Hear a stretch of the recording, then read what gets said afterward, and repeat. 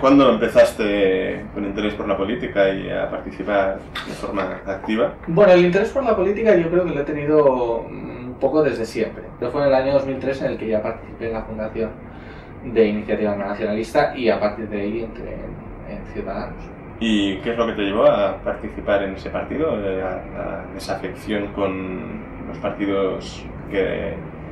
eran más o menos los referentes de la izquierda? O... Yo siempre me he sentido, desde que tengo un poco uso de razón ideológica, podemos decir, yo me he sentido socialista y me he definido como socialista. Lo que pasa es que, bueno, el socialismo español,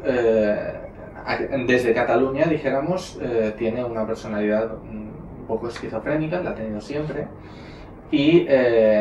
las posiciones que podían ser las mías, o similares a las mías, cercanas a las mías, en Madrid, del Partido Socialista Obrero Español, pues aquí en Cataluña se veían sistemáticamente distorsionadas o sesgadas en favor de un nacionalismo que me era completamente extraño, ¿no? Pues con el tiempo se ha convertido en la verdadera y prácticamente única señal de identidad de las siglas que se presentan en Cataluña bajo el nombre de socialistas, ¿no? Del PSC. Y en un momento dado llegó a ser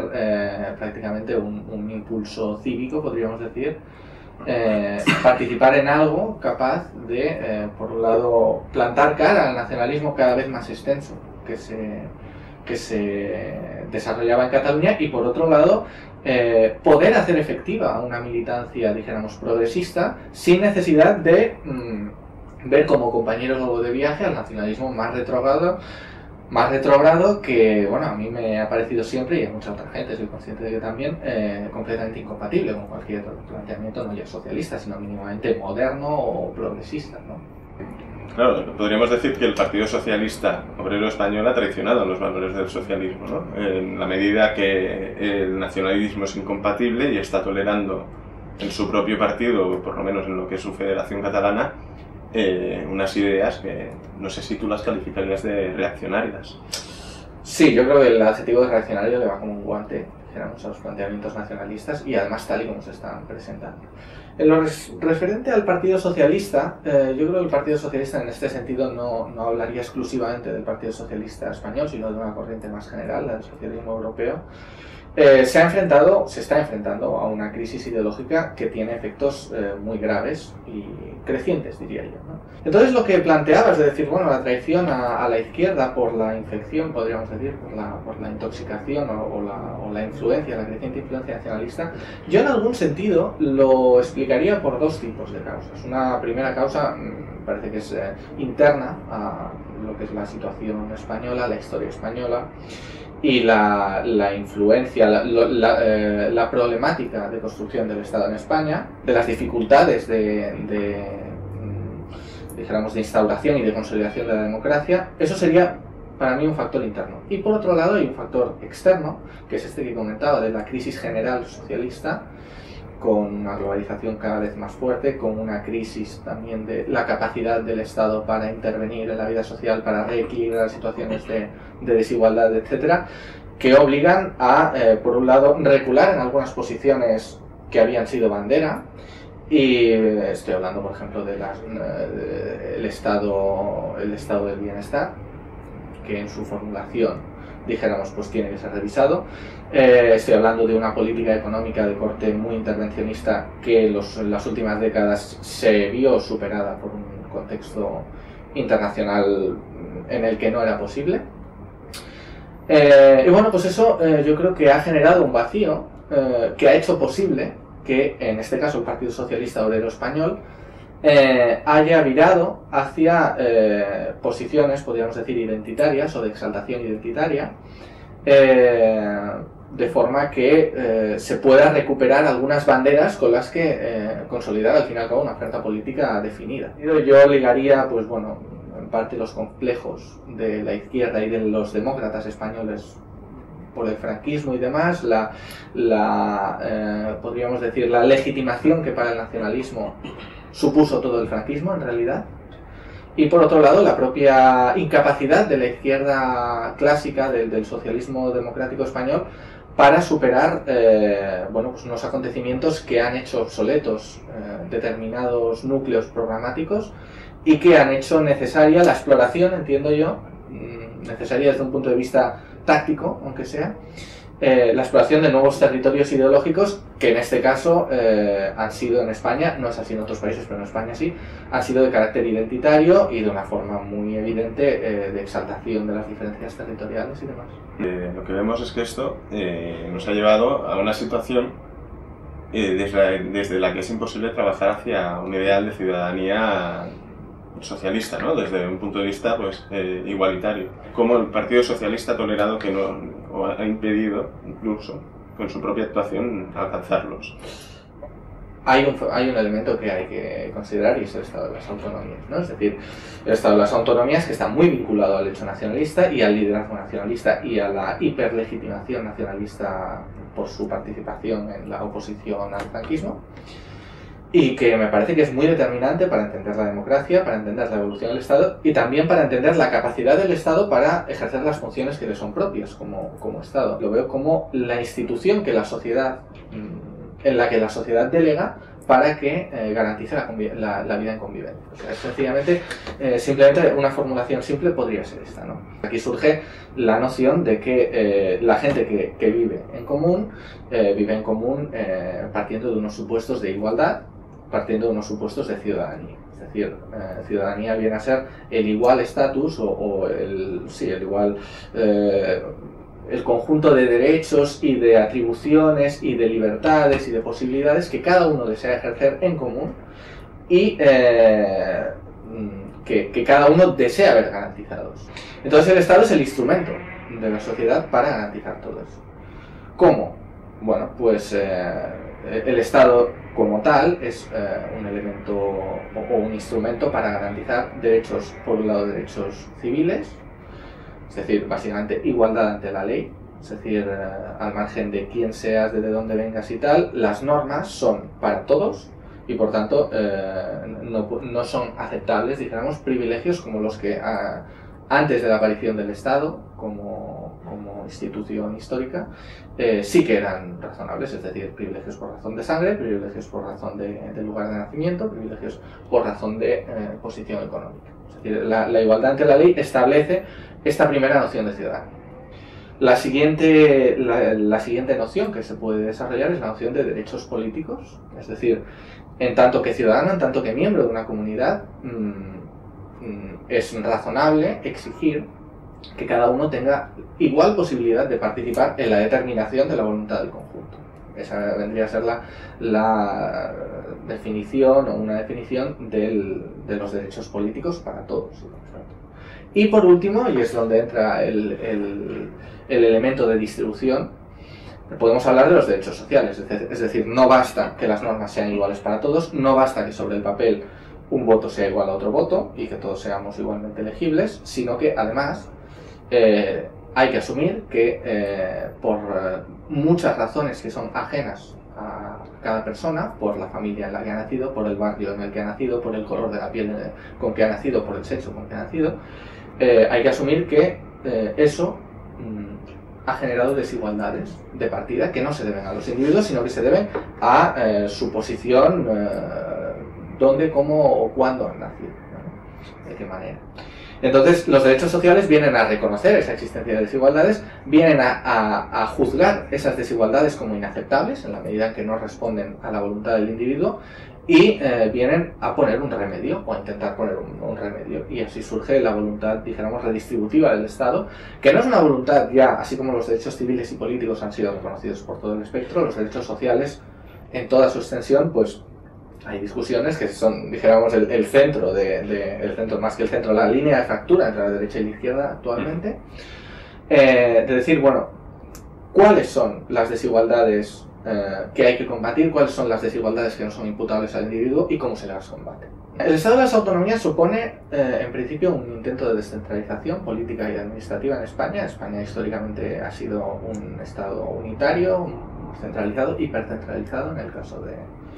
del franquismo, del régimen inmediatamente anterior, y con la democracia se ensaya bueno, pues un modelo federalizante en el cual el poder político se transfiere desde el gobierno nacional hacia estructuras de carácter regional. Entonces, claro, desde el punto de vista de la redistribución, pero no solo de la redistribución, un Estado como el federal es un Estado federal, que no es el caso tampoco estrictamente en España, es más difícil de gestionar y es más difícil que, dijéramos, evolucione de manera coherente. Entonces, claro, estamos hablando de un problema que no es solo institucional, es decir, es cierto que un Estado federal hace posible una parálisis o un desarrollo más lento, una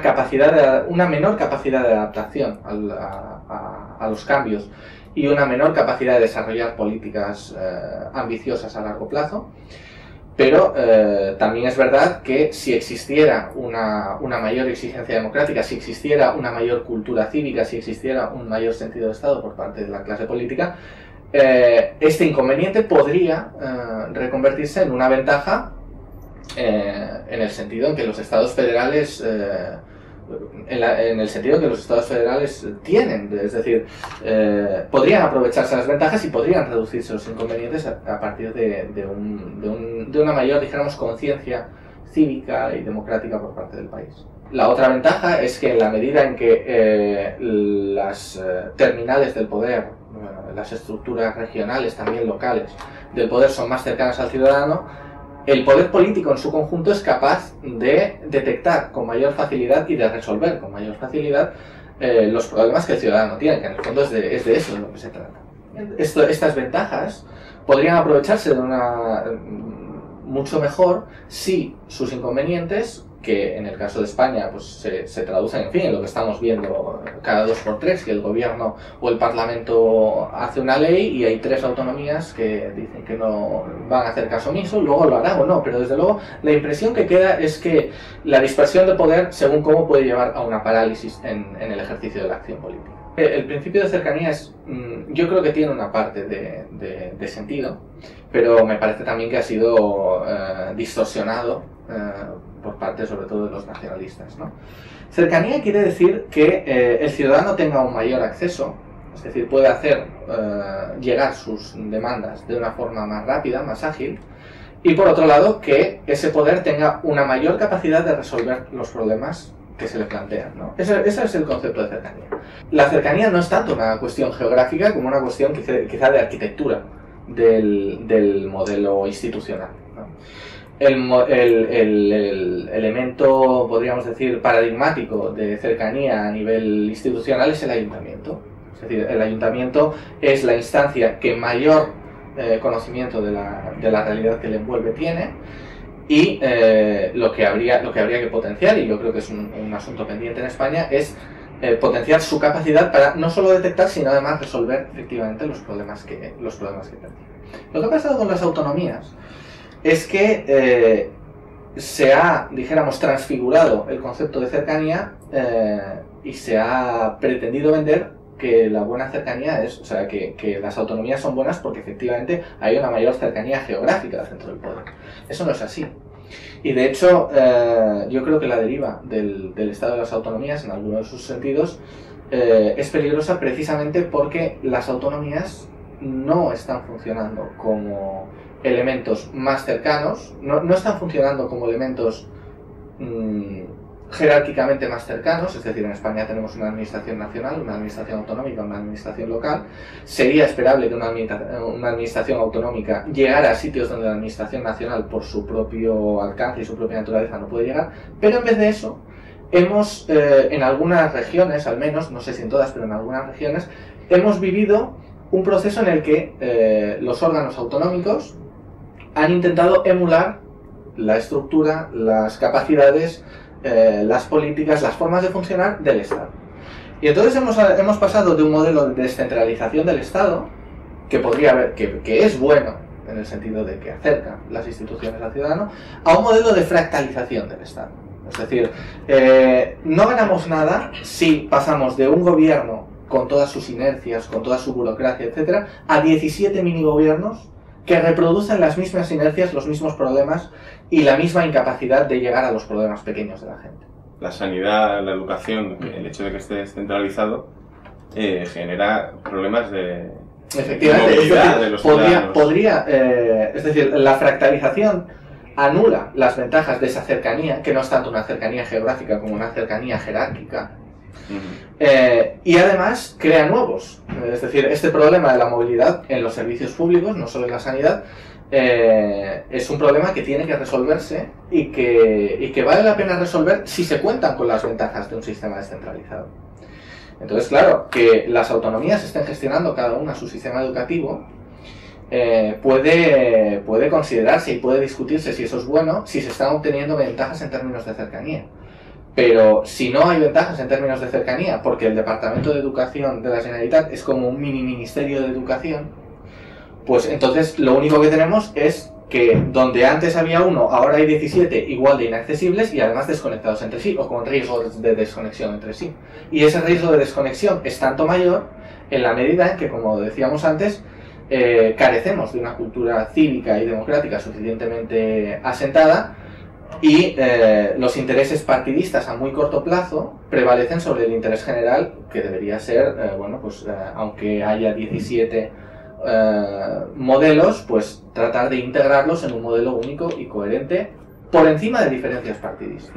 ¿Hasta qué punto puede ser incompatible esta fragmentación que hemos visto en España de, por ejemplo, la sanidad, la educación, con un proyecto europeo? Yo enmarcaría el proceso de construcción europeo en el proceso de construcción europeo en el actual momento en un marco más amplio, que es el marco de la globalización. La globalización económica exige o requiere, para ser bien gestionada y para que no se vuelva contra los ciudadanos, exige una integración del poder político a los mismos niveles, a los mismos niveles globales, de forma que el poder político que es en realidad la expresión democrática de los ciudadanos, pueda tratar de tú a tú, por decirlo así gráficamente, con el poder económico, con los poderes económicos. Es decir, no puede ser que la decisión política se esté atomizando y cada vez el número de unidades políticas crezca en vez de decrecer, y que al mismo tiempo sea viable una ciudadanía europea, como tú dices, ¿no? Sea viable una igualdad, por un lado, una igualdad de oportunidades de acceso a los servicios públicos, de libertades, etcétera, a nivel europeo, que es también un poder político europeo capaz de actuar eficazmente. Es decir, la atomización política también supone, como decíamos antes en el caso de España, una mayor dificultad para emprender políticas a largo plazo. Aquí, una empresa grande le puede a un pueblo de 30.000 habitantes. Claro, sería la dinámica esta de ir dividiendo. En el momento en que una empresa con capacidad global, dijéramos, está contratando a trabajadores, pongamos, sin seguro social, en condiciones de trabajo que no son aceptables, etcétera, un país que suponga un mercado despreciable desde el punto de vista económico tiene mínima capacidad de negociación con esa empresa. Ahora bien, esto se planteaba, por ejemplo, en el caso de las deslocalizaciones, y no solo de las deslocalizaciones, sino de las transferencias de trabajo. Se comentaba a China, se planteaba, bueno, ¿hasta qué punto es moral permitir no solo que nuestros trabajadores queden sin trabajo porque las fábricas se trasladan a China, sino permitir la venta en nuestro país de productos que están siendo fabricados por niños en jornadas infrahumanas, sin posibilidad de sindicarse, etcétera, etcétera, etcétera? Es decir, ¿en qué medida eso es aceptable para nosotros? Porque la globalización también es eso, también significa fabricar en un sitio y vender en otro. Entonces la cuestión es, bueno, como país, como Estado, la capacidad de negociación que podemos tener frente a una gran marca que está apostando por estas políticas de deslocalización y de minimización de costes, pues es muy escasa. La capacidad de España para hacer eso es muy escasa. Sin embargo, si existiera un poder político europeo capaz de decir, bueno, es que las condiciones de trabajo que aceptamos son estas, no solo para los trabajadores europeos, sino para las empresas que vendan sus productos en Europa, bueno, pues una empresa se lo puede pensar dos veces antes de perder un mercado de 450 millones de personas con un determinado nivel adquisitivo. O sea, yo creo que este ejemplo puede ilustrar la magnitud de las dificultades a las que nos exponemos y sobre todo la peligrosidad de dividir la acción, el poder político en unidades incapaces de tratar con una empresa que, bueno, que a lo mejor puede estar manejando unas cifras de facturación que duplican, que multiplican por 10, que multiplican por 10 el PIB de países hoy establecidos, y no digamos ya nada de regiones como puede ser Cataluña o provincias, ¿no? Supongo, este es uno de los mayores retos que debe tener la izquierda actualmente, ¿no? Me imagino, porque el liberalismo económico, supongo que esto es lo suyo, ¿no? Ya el mercado lo soluciona, el mercado lo equilibra todo, y el poder político parece que quite más libertad que según los argumentos de... La derecha, o dijéramos el liberalismo económico, la derecha liberal, efectivamente concibe el poder político fundamentalmente como un agente liberticida, ¿no? Es decir, en la medida en que establece restricciones, se concibe que esas restricciones restringen, condicionan o reducen nuestra libertad. Claro, cuando la restricción consiste en que no pueden trabajar los niños por debajo de, no sé, 16 años, pues esa restricción en realidad es una liberación para esos niños, ¿no? Entonces sí, efectivamente es la izquierda la que, en la medida en que mantenga un ideal y una voluntad de transformación,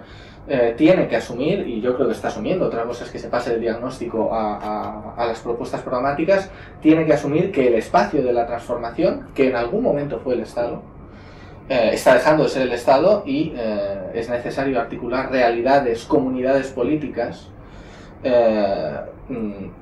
las cuales sea viable establecer un proyecto de transformación. Es decir, es lo que comentábamos, España no puede fijar ya las condiciones de trabajo, de sindicación y tal, porque se expone al riesgo de las deslocalizaciones, pero en Europa ese problema es menor, es bastante menor. Y en Estados Unidos, que es una comunidad política del tamaño, más o menos, de toda Europa, o de toda la Unión Europea, pues efectivamente las deslocalizaciones, con ser graves, el poder político tiene esa capacidad de intervención, de interlocución y de negociación también. Otra cosa es que se ejerza o no se ejerza, eso ya... Aquí la izquierda, vamos, la sensación que podemos tener con la izquierda de la propia fragmentación del Estado es justo todo lo contrario a lo que hemos estado diciendo, ¿no? A ese escenario de internacionalización que siempre había sido la izquierda internacionalista, ¿no? Efectivamente, aquí hay una cuestión, yo la enmarcaría un poco en lo que es esa crisis de la que hablábamos antes, es decir, la izquierda se ha quedado sin respuestas porque las respuestas que tenía guardadas se han quedado obsoletas, y como se han quedado obsoletas las ha guardado en el cajón, y la crisis surge porque no han surgido otras nuevas respuestas. Entonces, bueno, yo creo que con las antiguas respuestas también ha quedado guardada la voluntad de transformación. La izquierda hoy, bueno, mejor dicho, los partidos de la izquierda institucional, el Partido Socialista en particular, hace bastantes años, hace unos cuantos años que no se le observa ninguna vocación transformadora. Cuando digo transformadora no digo revolucionaria, es decir, se trata simplemente de tener un diagnóstico de la situación y de plantearse unos objetivos más allá de ganar las próximas elecciones, que es a lo que parece reducirse el juego electoral, ¿no? Cuando se renuncia a una transformación, si se renuncia a un objetivo de transformación social, de reducción de las desigualdades económicas, de reducción de la brecha digital, que es un asunto que va a ir a más en importancia y demás, pues claro,